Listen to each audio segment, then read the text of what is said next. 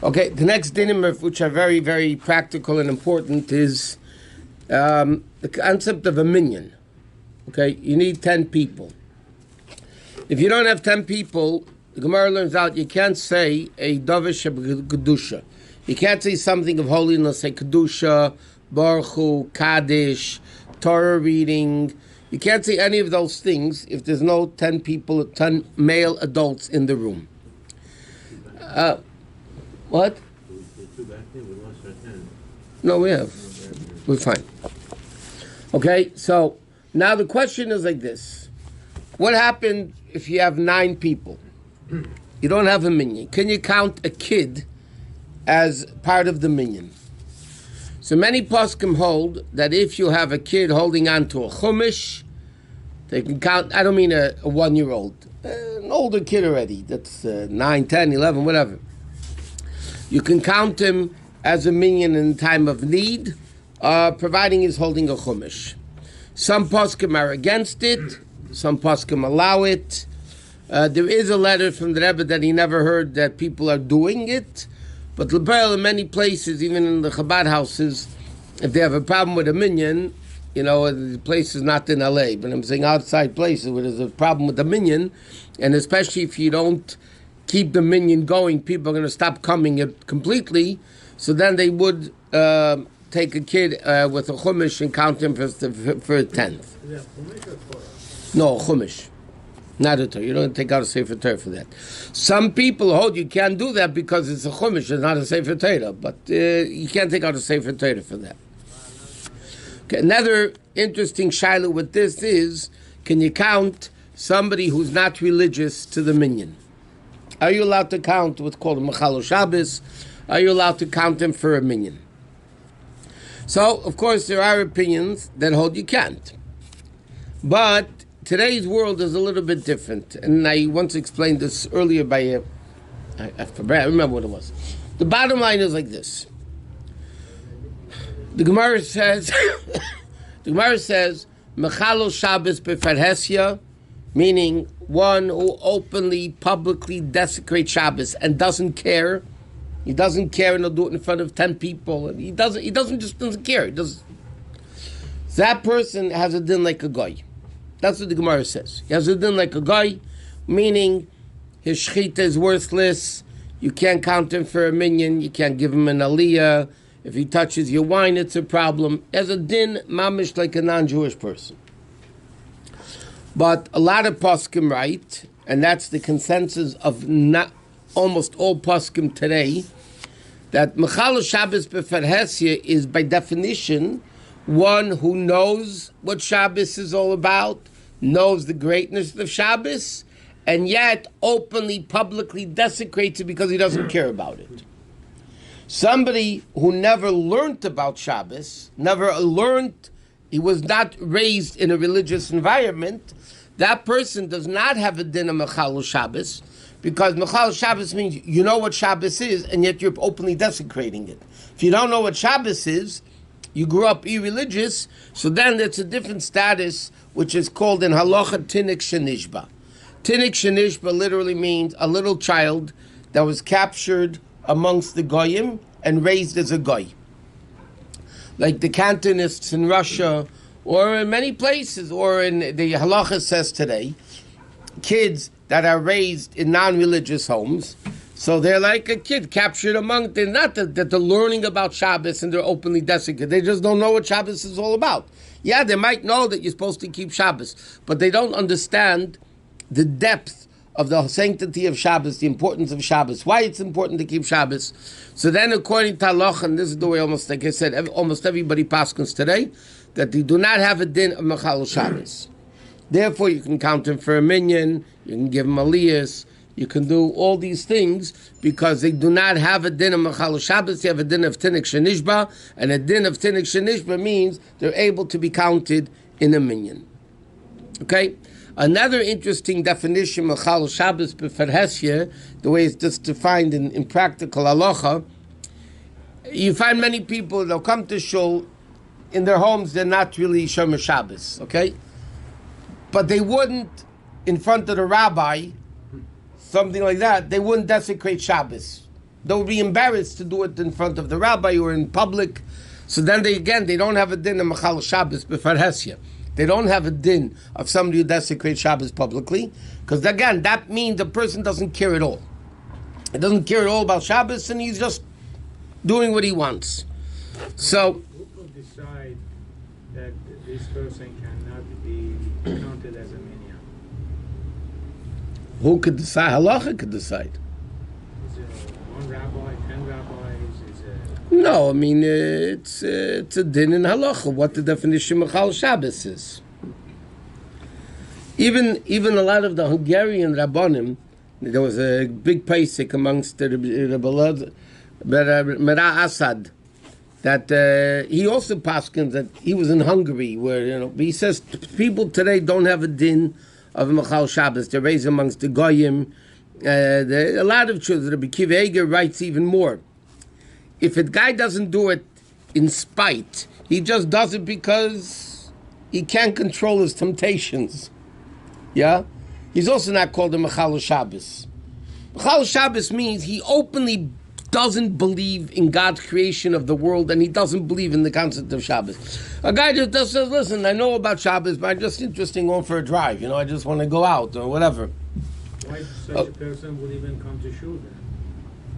You see, they do. Cholent, yard side, food. They would do it. They come. The fact is, they do come. Okay. Anyway, so the bottom line is today, people that are not Shemesh Shabbos, people that are, as a rule, could be counted for the minyan, because again, it's not the problem that they're not that they're Mechal Shabbos.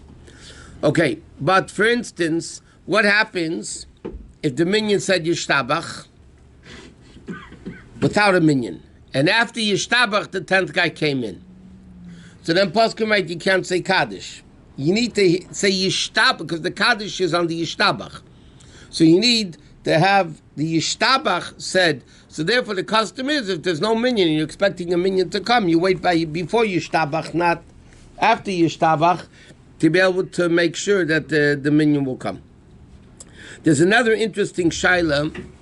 A person who's deaf-mute, they can't speak and they can't hear, cannot be counted also for me. They're not obligated to mitzvahs. Okay? There's what's called in halacha 3 classification. Cheresh, shaita, v'katan. Katan is under bar mitzvahs, not obligated to mitzvahs. Shaita, a person who, you're not allowed to say the word today, but like years ago was called mentally retarded. That they're just not average, normal people. They're not, today they're called mentally challenged. They cannot be counted for a minyan. And that's also a question, what is the definition of a shaita? Okay? You have big shilas today. Just want, kids with Down syndrome, kids with autism. There's a lot of questions. Can they be counted for a minyan? They become bar mitzvah. Can they get an aliyah? There's a lot discussed, a tremendous amount in contemporary halacha, what classification. But here, even in older halacha discusses what happened. So the third classification is a cheresh. A cheresh, in definition, is not only deaf, but deaf-mute. They don't hear and they don't talk. So now the question is, what happens if they really cannot hear, but through a hearing aid or through an implant in the ear, they're able to hear? So now they are able to hear, but in essence, they can't hear. So can they be counted as a minyan or not? So a lot of poskim hold that not. A lot of poskim hold you could. So the same thing is, can you count it for a minyan? It's an argument again. What classification they has? You can't call them to the Torah. If you can't count it for a minyan, you can't count them for a Torah. Can a transgender become counted as a serious question? Which way? A male who became female. Was born male. Okay, there's a big discussion halacha. It's not for now, really, but no, there is a tremendous discussion in contemporary halacha. Most poskim today, most of them, can't say everyone. There's a Tzitz Eliezer that holds differently, but most poskim today hold you are what you're born. You can never change that. Even surgery, you cannot change it.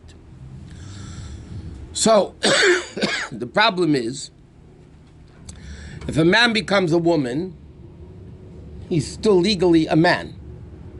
Okay, but you're not going to call up a woman to the Torah. I mean, they look like a woman. Right? Where should they sit in shul? They should sit in the lady's side. What happens if a lady becomes a man? Now, you can't give him an aliyah because he's really a woman. She is really a woman, according to those opinions, right? But, poskim right, they should sit in the men's side because they look like a man. The separation is not to become attracted to the opposite gender and all that, but if a guy looks like a man, even though it's a lady, so so they could sit on the men's side, but you can't give him, you can't put tefillin on with him. Yeah, but the one that became woman, if there are 9... You wouldn't, it shouldn't be counted. What if he's dressed like a man? He became a woman, but he's dressing like a man. So why in the world did he become a woman? Explain to me. Put on your Do me a favor. clothes and come to the shul. Yeah, you would change your clothes, count them as a minute. No. A shikr, by the way, a shikr, a guy is drunk. So if they're as drunk, it's called in Halachos shikrus shalait, like what we read in Parashat Vayera, Leit and his 2 daughters. He didn't know what was going on. That shikr, that level of drunkenness cannot be counted for a minyan. Less than that, I mean, you still know what's going on, you could be counted for a minyan. But it says in halacha that if a guy's sleeping, whatever, you have a minyan, but one guy fell asleep.